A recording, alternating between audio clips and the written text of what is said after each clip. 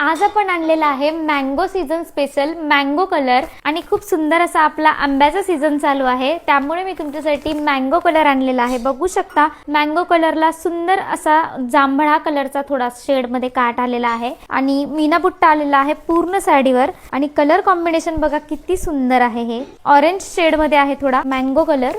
आपण याचा पदर बघूयात।